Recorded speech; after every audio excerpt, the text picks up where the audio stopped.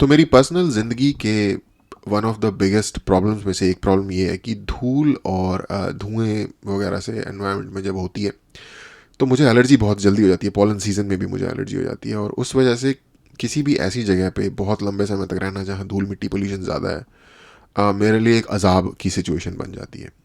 तो इंडिया में किसी भी बड़े मेजर शहर में अगर आप जाएंगे तो आपको सीधा सीधा, मैं दिल्ली में बड़ा हुआ हूँ, पूरा अपना बचपन दिल्ली में बिताया।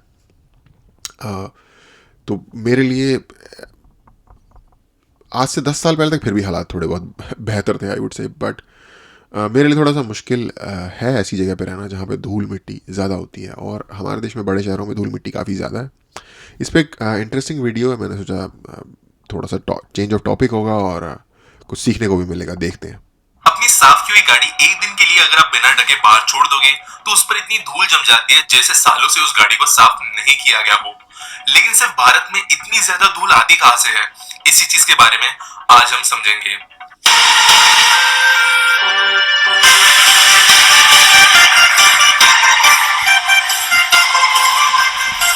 धूल की मात्रा बहुत भारत में धूल की मात्रा बहुत ज्यादा होने के पीछे कई कारण हैं, लेकिन 90% से भी ज्यादा इसके पीछे जिम्मेदार है हमारा क्लाइमेट, और इसके अंदर हमारे देश के अंदर का इंटरनल क्लाइमेट भी है और बाहरी देशों का क्लाइमेट भी हमारे देश के अंदर की धूल को इफेक्ट करता है। पहले जानते हैं इंटरनल क्लाइमेट के बारे में। तो ये वो एक मुहावरा नहीं है कि हम भी, कुछ शहर के लोग भी जालिम सन और कुछ सानू मरंदा शौक भी सी, तो ये वो वाला दोस्तों, मॉनसून या बरसात का सीजन काफी ज्यादा साउथ ईस्टर्न और हमारे लैटिट्यूड पर बसे हुए देशों का ही एक फिनोमिनन है। यानी साउथ ईस्ट एशिया और हमारे लैटिट्यूड पे बसे हुए अगर कुछ देशों को आप छोड़ दोगे तो उसके अलावा बाकी पूरे दुनिया में आपको प्रॉपर रेनी सीजन जैसा कुछ भी देखने के लिए नहीं मिलता। वहां पर भी बारिश होती है, लेकिन साल में किसी स्पेसिफिक महीने कंटिन्यूस बारिश जिस तरीके से हमारे यहाँ पर होती है वो आपको देखने के लिए नहीं मिलती।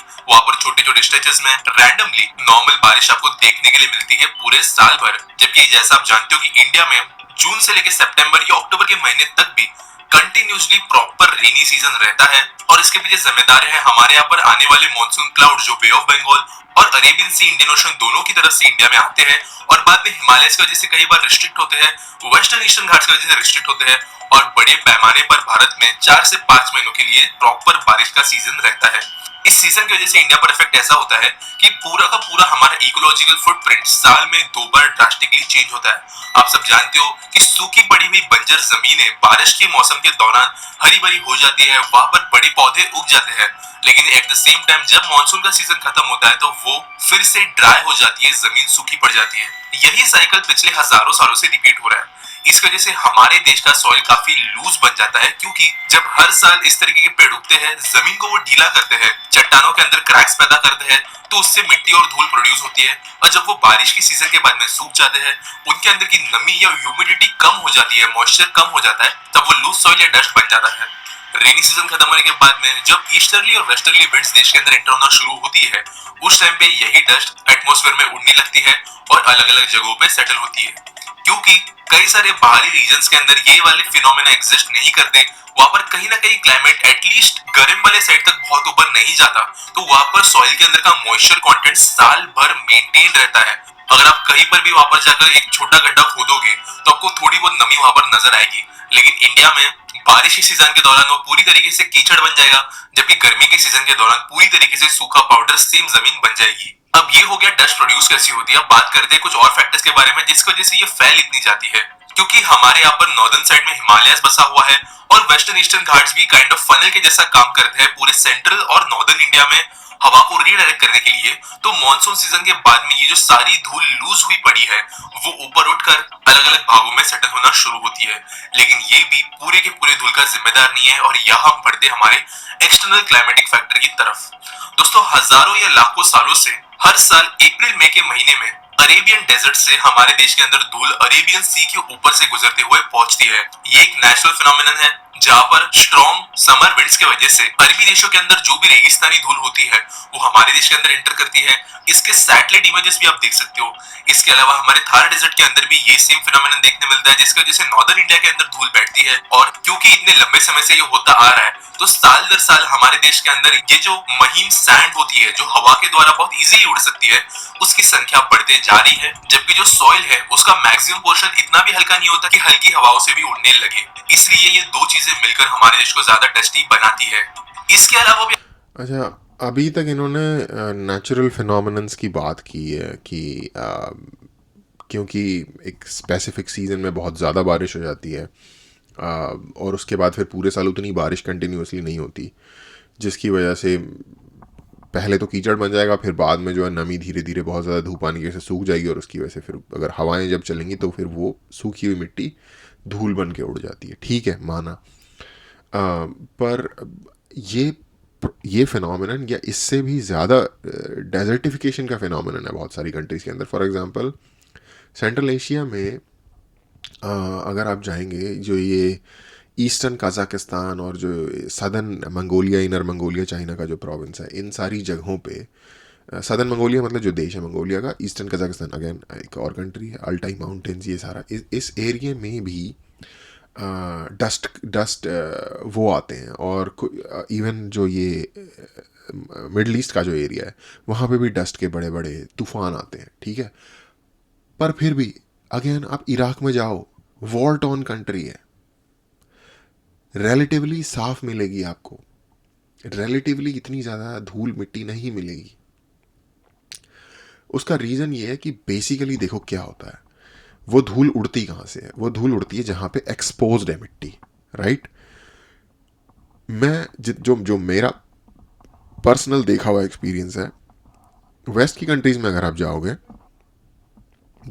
पूरे शहर के अंदर जितना भी ऐसा एरिया है जहाँ पे मिट्टी एक्सपोज्ड है, वहाँ पे उन्होंने घास लगा रखी होती है। और वो घास अपने आप नहीं उगी होती, जहाँ उगी हुई है, जहाँ अपने आप उगी हुई है वो एक अलग चीज़ है।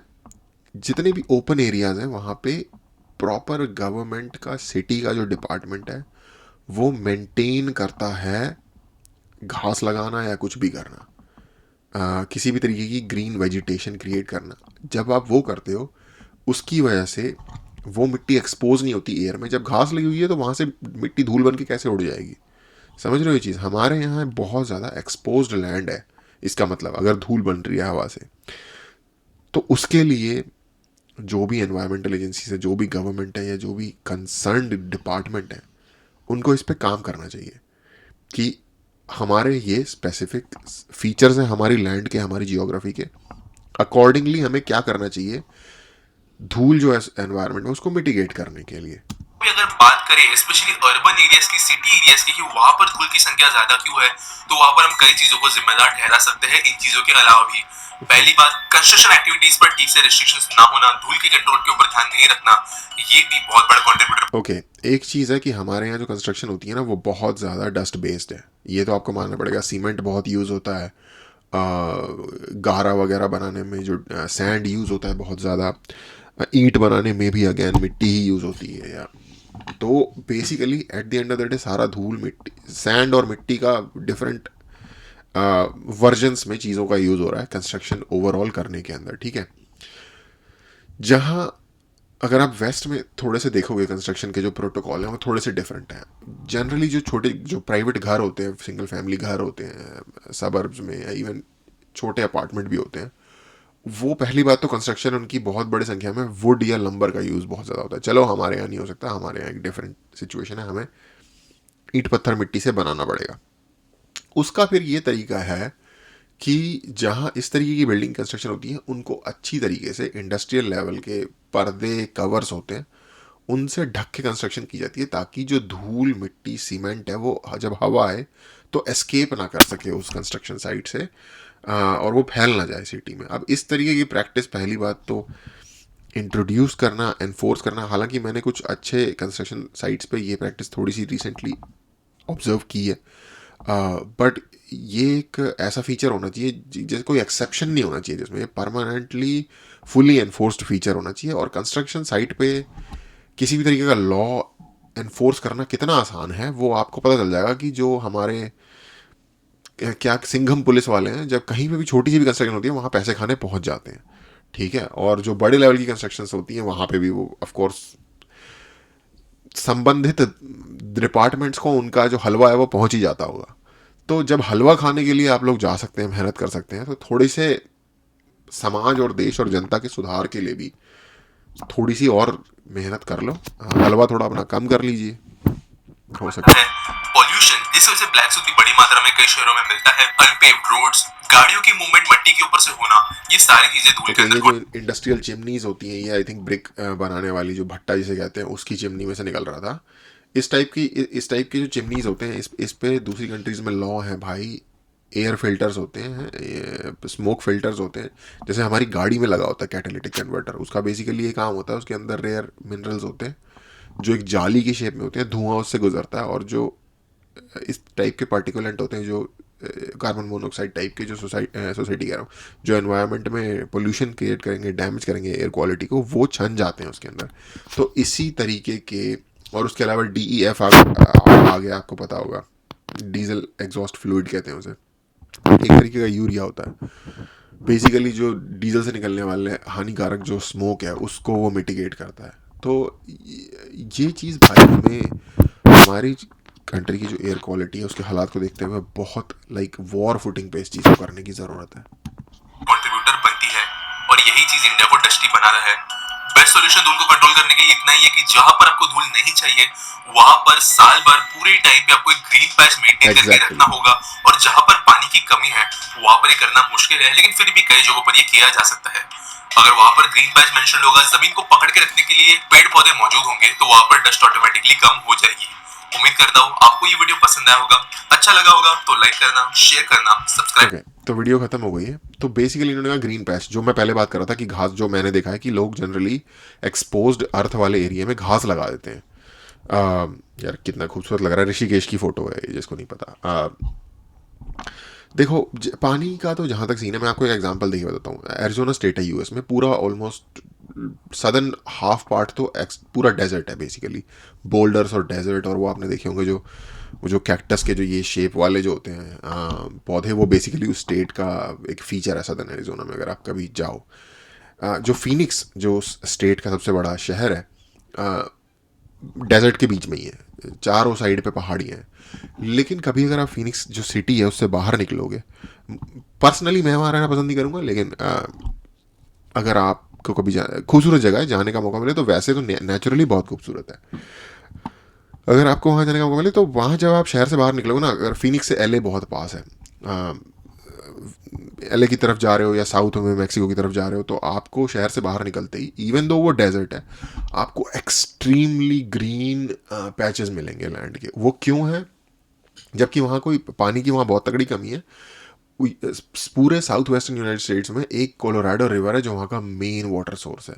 उसके अलावा जो थोड़ी बहुत बारिश हो जाती है वो अलग है, कैलिफोर्निया के जो कोस्टल एरियाज हैं वहाँ पे। ये मैं क्यों बता रहा हूँ? क्योंकि बहुत, आप कहोगे कि यार हम इंडिया की बात कर रहे हैं, वहाँ की बात क्यों कर रहे हो? ये बहुत कॉन्टेक्स्ट में बैठती है ये बात इंडिया के, ये चक्कर, क्योंकि इंडिया उतनी ज़्यादा डेजर्टिफाइड जगह नहीं है जितनी वो है, उतनी ड्राई और उतनी डेजर्टिफाइड जगह नहीं है हमारा देश। पर वहाँ पे भी उन्होंने बहुत ही अच्छी टेक्निक्स का यूज़ करके, बहुत ही कम पानी के द्वारा बड़े बड़े डेजर्ट के अंदर बड़े बड़े फार्म्स बनाए हुए हैं, just outside the city of Phoenix. उसके वेस्ट में और साउथ में, जितना मैंने, नॉर्थ वगैरह में तो फिर माउंटेन शुरू हो जाता है। तो ये काम करने वाले लोगों ने पूरी दुनिया में इससे बहुत ज़्यादा हार्श क्लाइमेट में किया हुआ है। हम शायद दुनिया के सबसे अच्छे रियल एस्टेट पे बैठे हुए हैं, हम सिर्फ उसे कर नहीं रहे अच्छे तरीके से मेंटेन। और हर तरीके का मौसम और हर तरीके का टोपोग्राफी, एनवायरनमेंट, व्यू, लैंडस्केप आपको हमारी कंट्री में देखने को मिल जाएगा। तो हम बहुत ब्लेस्ड हैं। हम सिर्फ आलसी हैं करने, बस आलसी आलसी शायद सबसे बड़ा फीचर है। हम आलसी हैं और हमें गंद की आदत है, बस ये दो चीज़ें। हम मेहनत नहीं कर रहे हैं, हम भगवान के दिए हुए फल को के लिए पूरा पूरा उसके शुक्रगुजार नहीं हो रहे। पूरा भगवान के दिए गए गिफ्ट को हम अच्छे से प्रिजर्व करके रख नहीं रहे। ये प्रॉब्लम है।